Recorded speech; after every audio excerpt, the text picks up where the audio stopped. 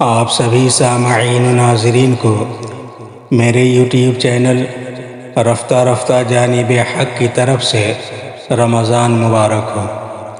معزز سامعین، اس پرفتن دور میں جس طرح ایمان بچانا بہت مشکل ہے، ویسے ہی کچھ فریبیوں کی وجہ سے زکوٰۃ و فطرت کو بچا کر اس کے صحیح مستحق تک پہنچانا بھی مشکل امر ہو گیا ہے۔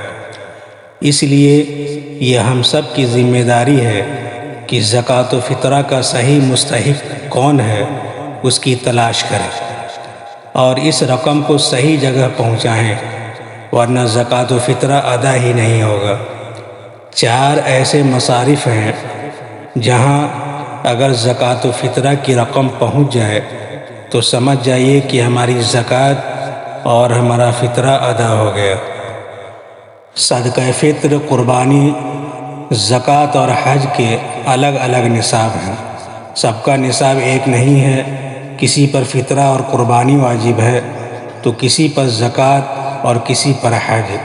بہرکیف جو صاحب زکوٰۃ نکالنا چاہتے ہیں وہ 2.5% کے حساب سے نکالیں، یعنی 40 روپے میں 1 روپیہ، 100 روپے میں 2.5 روپیہ۔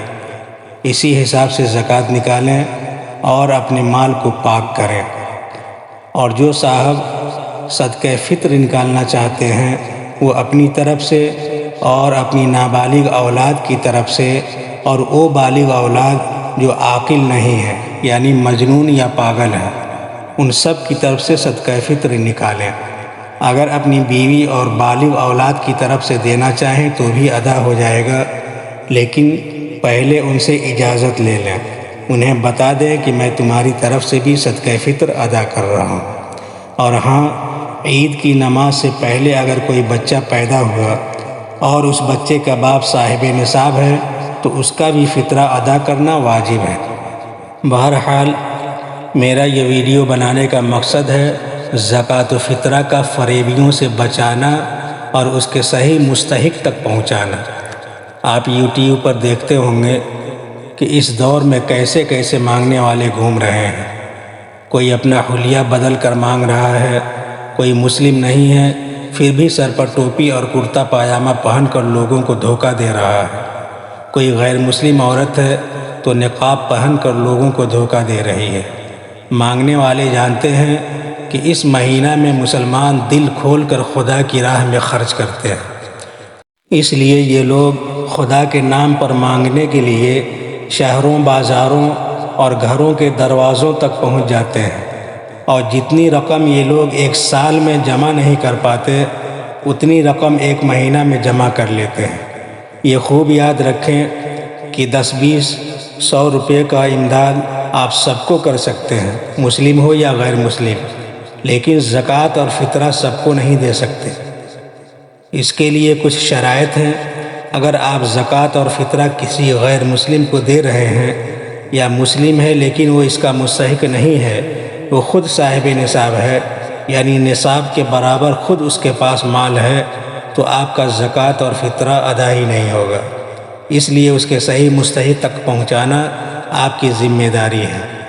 اس لیے ضروری ہے کہ زکوٰۃ اور فطرہ اس کو دیں جس کو آپ جانتے ہیں کہ یہ مسلم اور حاجت مند ہے۔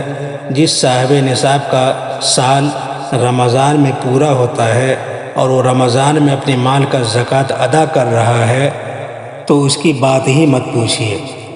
1 کا 70 پائے گا، 1000 کا 70,000 اور 1,00,000 کا 70,00,000 کا ثواب حاصل ہوگا۔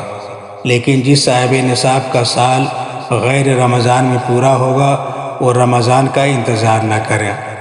4 مصارف کا جو میں نے ذکر کیا تھا وہ سب سے بیسٹ ہے، بہتر ہے، اس لیے کہ اس میں دھوکے کا کوئی گمان تک نہیں ہے۔ اس میں سب سے پہلا قریبی رشتہ دار اور دور کے رشتہ دار ہیں کہ ان کو دینے سے ڈبل ثواب ہے، اور دوسرا پڑوسی اور محلے کے مومن حاجت مند ہیں کہ ان کو بھی آپ بخوبی جانتے ہیں۔ تیسرا وہ مدرسہ جہاں آپ کا آنا جانا ہے اور آپ کا دیکھا بھالا ہے اور اس کے محتمم اعتبار کے لائق ہوں کہ یہ اس رقم کو مناسب جگہ خرچ کریں گے۔ اور چوتھا وہ بیت المال جس کو آپ بھی جانتے ہوں اور آپ کے آس پاس کے علماء اور معتبر لوگ صحیح تسلیم کرتے ہیں۔ اس کے علاوہ بعض مدارس والے بھی اور بعض حاجت مند بھی صحیح ہیں، سب کے سب فریبی اور مکار نہیں ہیں، لیکن چونکہ ہم اور آپ ان کو جانتے نہیں اور یہ بھی نہیں معلوم کہ وہ اس رقم کو کہاں خرچ کریں گے، اس لیے ایسے لوگوں کو زکوٰۃ و فطرہ کی رقم دینا شک و شبہ سے خالی نہیں۔ اس لیے بہتر ہے کہ ہم اس کے صحیح مستحق تک اس رقم کو پہنچائیں۔ مولا تعالی ہم سب کو عقل سلیم عطا فرمائے اور فریبیوں کے فریب سے ہم سب کو محفوظ رکھے، آمین۔